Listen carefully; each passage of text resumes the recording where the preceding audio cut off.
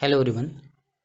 As we have discussed many things under section 76 of the Indian Penal Code, where it is said that nothing is an offense which is done by a person who is bound by law to do it. This was the point number one, that if a person who is bound by law to do it, then it shall not be an offense. And the point number two was that nothing is an offense which is done by a person who, by reason of mistake of fact and not by reason of mistake of law, in good faith believes himself to be bound by law to do it. So when the person doing a thing in mistake of fact and not in mistake of law, and he was doing in good faith, and he believes himself to be the bound by law to do it, then it shall not be an offense. We have also studied ignorantia facti excusat, that ignorance of fact is excusable, and ignorantia juris non excusat, that means ignorance of law has no excuse. So this particular section is based on these two common law maxims, that is ignorantia facti excusat and ignorantia juris non excusat. So this doctrine follows the doctrine of mens rea, or in simple term we call it a factual error. We have also studied the definition of fact, which means the state of things and the relation of thing. Even a person said something, the person heard something, a person forming an opinion can be termed as fact. I am delivering a lecture, that can be termed as fact. And we have also studied that how this presumption is made. When appearance and reality both are equal, then we call it is true, and when appearance and reality are not same, then we call it a false presumption. What does it mean? If a standing timber is considered to be a man, or a man is considered to be standing timber, then it is a false assumption, and therefore as appearance is not congruent to reality. Or if you are seeing a rope in dim light in your room and you are considering it snake, then it is considered to be a mistake of fact. So basically, when the object is equal to subject or subject is equal to object, then it is true and there is no mistake of fact. And when the object is not equal to subject or subject is not equal to object, then that is a mistake of fact. There is some want of knowledge, and mistake and ignorance can be used interchangeably and convey the same meaning. Still, we have differentiated between the ignorance of fact and the mistake of fact. In case of ignorance of fact, the person never come into contact with the object, and thereby he come on the conclusion, but he never come into contact with the object, and therefore he had a complete ignorance of knowledge. Yeah, and in case of mistake of fact, the person come into contact with the object and he forms some opinion, and that opinion is basically an error of opinion, and therefore he form an error of opinion as to the real fact, and basically it's a mistake of fact. And we have also studied the transferred malice, that if A wanted to kill A but he killed A dash, then in such a situation he cannot take a defense that there was a mistake of fact, that he wanted to kill A but killed A dash. She wanted to kill Sasuma but killed the sister-in-law. This is not a mistake of fact, and therefore she would be convicted for the offense of murder on the basis of transferred malice. Now come to a very important aspect of the mistake of fact, that act done by a person bound by law to do it. This is the very important term, that what we call the bound by law to do it. In case of bound by law, it is not an offense at all. It is no offense at all. You must keep in your mind that if a person is bound by law, if a superior officer is issuing an order to do a thing, then he is bound by law to obey his order.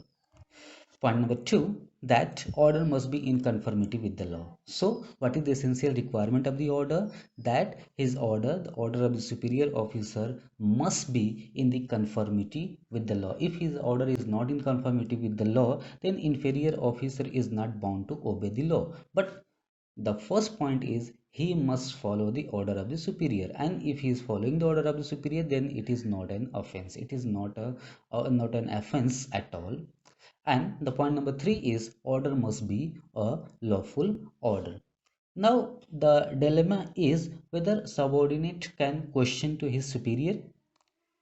If he is in dilemma that whether the order is lawful, whether the order is unlawful, and whether he can question the superior officer's order, that whether your order is lawful or unlawful. And if he followed the order of the superior officer, then what about the criminal liability? What would be the criminal liability of the inferior if he follow an unlawful order of the superior officer? So, to solve this question, it is pertinent to note that order given by the superior must be patently and manifestly, or you can say unmistakably, visibly clear. The order must be clear, it must be visibly clear, it must be manifestly clear, and it must be a patent order. It must not be a latent order. Now the question is what we call the patent order and what we call the latent order. In case of patent, as you know, the general meaning of patent is the person can understand the nature of the act. So if the order is patent, then you can easily say that it is a lawful order or it is a unlawful order. But if the order is latent, that means hidden.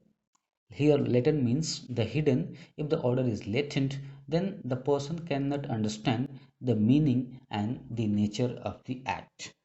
If the person cannot if the person cannot understand the nature of the order, then he is bound to follow the order because it is a latent order, it is a hidden order, and he cannot understand that whether it is a lawful order or unlawful order. But if the order is patent order, then he can understand the nature of the order and he may refuse to obey the order of the superior officer. Now, come to a very important judgment delivered by the Supreme Court of India in the year 1981. The name of the case is the State of West Bengal versus Shiv Mangal Singh. In this case, what happened? The superior officer he ordered for fire on the mob, and thereby the inferior officer opened fire over the mob. And what happened? He was prosecuted for the offense of murder as he followed the order of the superior officer, but he was tried before the trial court and he was convicted by the trial court. Now matter went before the Calcutta High Court, and the High Court of Calcutta acquitted the accused on the ground that he followed the order of the superior officer, and nothing is an offense which is done by a person who is bound by law to do it. So he was bound by law to follow the order of the superior officer, and thereby he opened fire over the mob and he can be acquitted. That was the observation of the Calcutta High Court. Now matter went before the Supreme Court of India, and the argument was nothing is an offense which is done by a person who is bound by law to do it. Finally, he was exempted from the criminal liability, but the court observed in its judgment that disciplinary action against the person may be initiated. Now, you might have understood that the inferior officer is having dilemma whether to follow the order of the superior officer or not, whether he is issuing the lawful order or unlawful order. If he is issuing an unlawful order and if he would be following the unlawful order, then definitely a criminal proceeding may be initiated against him. This is a dilemma always exists in the mind of the inferior officer. Let us take some other example. Suppose university students, in your case, if Aligarh Muslim University students or Banaras Hindu University students, they are protesting over the road, and if the police opening fire, then whether it is a lawful order or unlawful order. This is question for you. Similarly, in case of Gurmeet Ram Rahim Dera Sacha Sauda case, what happened while arrest? He was having some gunmen, and the army was deployed to arrest him, and in that case also around 40% were killed by the police officials, whether that order was lawful order or unlawful order. So in case of university students, they are protesting for their rights. In such a situation, if the police officer is issuing to his inferior for opening fire, that order is not justified. But in case of Gurmeet Ram Rahim, the order is justified because he was having his own gunman to protect himself, and he was escaping from the arrest. Now come to a very important aspect of uh, the term bound by law. If the order is issued by the superior officer, then there is always a dilemma exists that whether it is a lawful order or unlawful order. Then in such a situation, we must see that whether order is visible or whether order is invisible, or in other term we call it whether the order is patent order or whether the order is a latent order. If it is a patent order, then he is not bound to obey because it is an unlawful order. The point number one, if it is lawful order, then he is bound to obey. The question only arises whether to follow or not, only arises in the case of unlawful order. So if it is patently unlawful order, then he is not bound to obey. The inferior officer is not bound to obey. But if it is a latent order, that means it is invisible order, it is not visible that whether it is lawful or unlawful, then in such a situation the inferior officer is bound to obey the order of the superior officer. Similarly, in Delhi, farmers protested and the police opened fire over the farmers. In such a situation, that now question again arises that whether the order was a lawful order or unlawful order, and those who opened fire whether they can be prosecuted or not.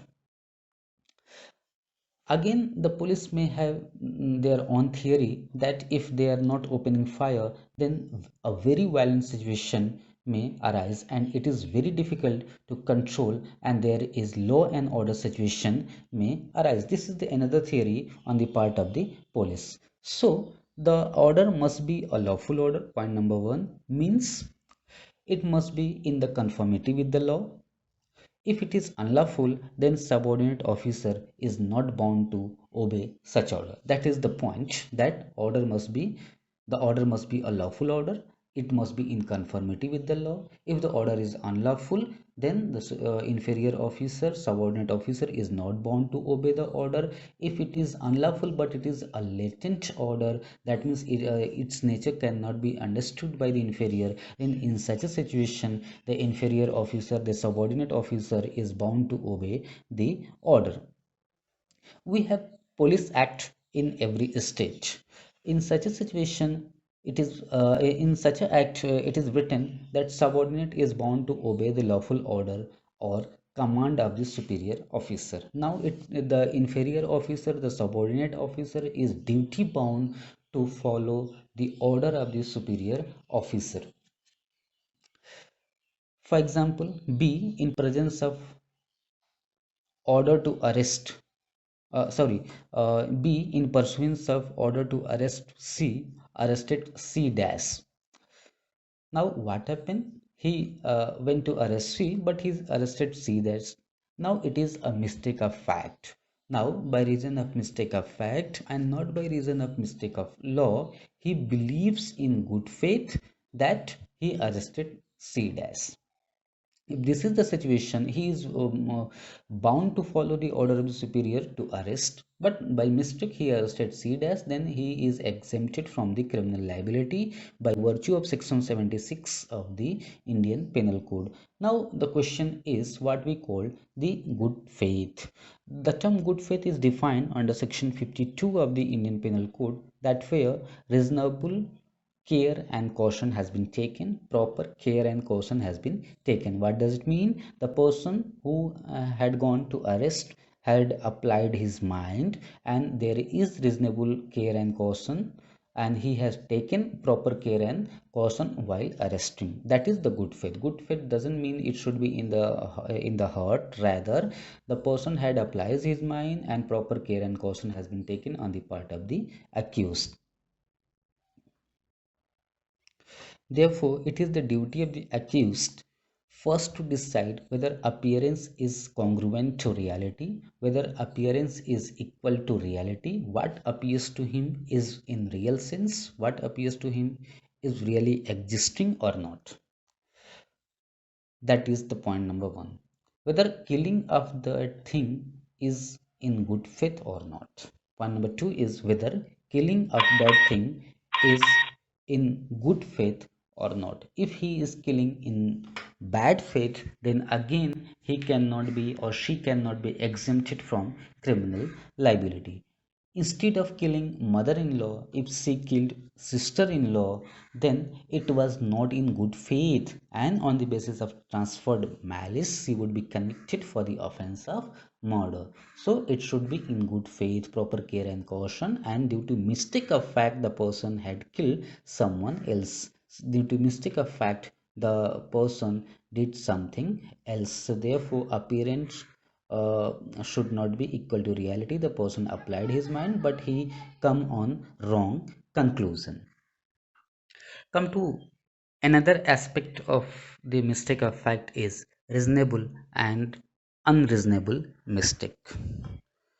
What we call the reasonable mistake, what we call the unreasonable mistake. An actual mistake of fact is not sufficient. Simply,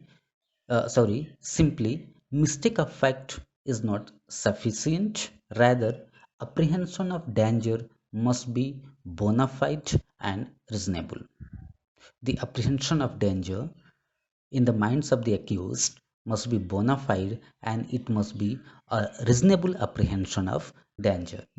Not only it depends on the erroneous perception of facts, but the facts as they reasonably appear to him. What does it mean? There is a reasonable apprehension of danger. The facts has been reasonably appeared to him that he is a ghost who is coming to kill me, or it is something else who is coming to kill me. Then in such a situation, the person is having a defense under section 76 of the Indian Penal Code. Now the question is whether he is criminally liable if there is mistake of fact. Then it depends on two things, that there is reasonable apprehension of danger, the mistake was a reasonable mistake, and number two, it was done in good faith. If it was done in bad faith, in case of like transfer of malice, then the person cannot be exempted from the criminal liability. Let us take an example. Suppose a lady from the tribal background, in midnight she found a figure and thought that he was a ghost. The lady is from the tribal background. Now she saw a figure in the midnight and she thought that he is a ghost and thereby killed him. Now she was prosecuted for the offense of murder. Now the question is, should it be a reasonable mistake or not? Should it be a reasonable mistake or not? In appearance, it was a ghost, but in reality, she was her mother in law. In appearance, it was a ghost, but in reality, she was her mother in law. And ultimately, she killed her mother in law instead of the ghost. Had her belief is real, whether her belief was real, since killing of ghost is not punishable, as you know that killing of ghost is not punishable, and in this case the mistake is a reasonable mistake and therefore she can be exempted from the criminal liability. But as I already told that if A wanted to kill C but he killed C dash, then in such a situation there is no reasonable mistake and the person cannot be exempted from the criminal liability. Similarly, let us take another example. A killed his son believing he is a tiger, and that tiger was a violent tiger. Although killing of a tiger is punishable under the Wildlife Protection Act, but he killed a violent tiger, that is a reasonable mistake and therefore he can be exempted from the criminal liability. Now come to one of the most important aspect of the mistake of fact is mistake of law. As you know, mistake of law has no excuse. Ignorantia juris non excusat, you know. Here the mistake of law means a mistake as to the existence of any law. There is a mistake as to the existence of any law on a relevant subject matter, as well as mistake as to the what the law is. The person is having confusion with respect to the law. The person is having mistake with respect to the law with respect on the certain subject matter. A mistake or ignorance, as you know, there is difference between mistake and ignorance. In case of mistake, the person come into contact with the object and he form an erroneous opinion, and in case of ignorance, the person never come into contact with the object. So in case of mistake or ignorance of law, whether civil or criminal, is no defense in law. In case of mistake of law, either it may be civil or it may be criminal, it is no defense at all. Mistake of law is no defense at all, however genuine it might have been. Even though it might have been a genuine mistake, still there is no defense in case of mistake of law.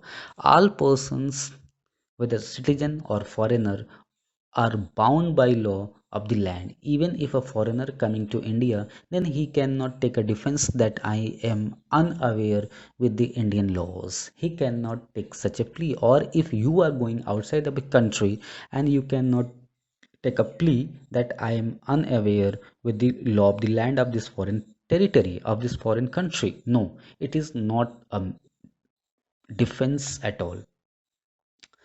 Since the rule is found in fiction, there is a fiction that every man knows the law. Every man knows the law, or at any rate ought to know the law. Every man at any rate ought to know the law. No doubt, for professional lawyers, it is not possible to know the entire bulk of law. Even an SI, sub-inspector, he know IPC more than a criminal lawyer. Why? Because he is practicing IPC. Daily he is filing the FIR. Daily he is filing the case. So the SHO or the SI is knowing more than a professional lawyer about IPC. Nevertheless, the rule has been recognized on the ground of judicial expediency and the public policy. You might have heard or you might have gone through the judgment Tehseen S. Poonawalla versus Union of India, AIR 2018. It was a judgment delivered by the Supreme Court of India on July 17, 2018. It was judgment delivered on the mob lynching. Similarly, there was a judgment on SC/ST Act. There is a judgment on Visakha. There is a judgment called DK Basu versus State of West Bengal, where 11 guidelines has been issued by the Supreme Court of India with respect to the right of arrested person. In Visakha, the guideline had been issued with respect to the sexual harassment at workplace. Similarly, in case of Tehseen S. Poonawalla, the guideline had been issued with respect to mob lynching. In case of STSC Act, guideline has been issued by the Supreme Court of India. So these were certain guidelines has been issued by the Supreme Court of India. If any guideline has been violated, then he cannot take a defense that I was unaware about the law. Now come to the point that if ignorance of law were a defense, suppose the ignorance of law were a defense, then what would be the situation? What kind of situation may arise? What kind of problems may be faced by the prosecuting agencies, police, and the entire judicial system? It would be open to the accused to plead that he was unaware about the law. Of course, if ignorance of law had a defense, then what would happen? That it would be open for the accused to plead before the court of law that he was unaware about the law. And it would be quite impossible for the prosecution to prove that the accused knows the law. The prosecution can never prove that the accused was knowing the law, and therefore he can be exempted from the criminal liability. Therefore, it is a heavy duty, a heavy burden shifted over the government to give wide publicity of the criminal law. So once the criminal law came into existence, when the criminal law came into force, then it is the duty of the government to give a wide publicity to such kind of law.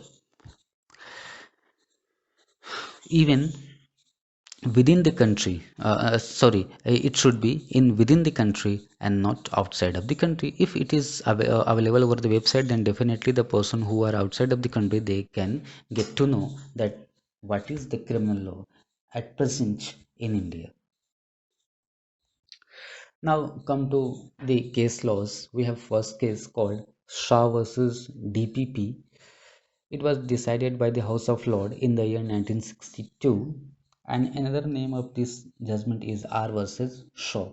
In this case, what happened? The accused wanted to publish a directory of ladies, of prostitutes, including the name, the address, and sexual incrimination, the sexual intimacy of the ladies. What happened? He went to the chief constable before publishing the directory. He went to the chief constable to ask whether the to publish that directory is an offense. He asked the chief constable that whether to publish this directory is an offense. Then the chief constable could not answer his question, believing if the chief constable don't know the law, that means it is a lawful, it is legal to publish the directory known as the ladies directory. Now it was a defamatory directory, it was against the morality, it was obscene, and therefore he was prosecuted for such offenses. And the court held each and every person knows the law, or at any rate each and every person ought to know the law, and he finally convicted by the House of Lords. We have another judgment called R versus Bailey. It was decided in 1800. In this case, what happened on 10th of May 1799, the law passed by the parliament that killing a slave is prohibited. A law was passed that killing a slave is prohibited. The incident happened on June 27, 1799. Since the law was passed in May 1799, and the incident happened on June 27, 1799. The accused was the captain of a ship. The accused was the captain of the ship, which was at that time on the coast of Africa and did not possibly know the law. Of course, the law was passed in America. He cannot know, possibly he cannot know the law since he was in Africa. The court held the ignorance of law has no excuse. It was finally decided that ignorance of law has no excuse. So, I think you might have understood that what we call the mistake of fact and what we call the mistake of law. That nothing is an offense which is done by a person who is bound by law to do it, and nothing is an offense which is done by a person who is by reason of mistake of fact and not by reason of mistake of law in good faith believes himself to be bound by law to do it. In our next video lecture, we will study about section 79, 80 and 81 of the Indian Penal Code. Thank you very much.